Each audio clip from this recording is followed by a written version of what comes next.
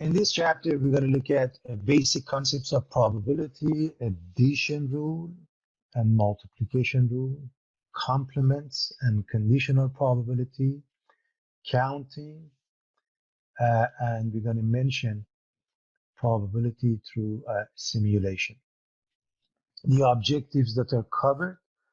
we're going to look at the concept of a sample space, probability of an event, classical and empirical probability, probability for compound events using addition rule, using multiplication rules,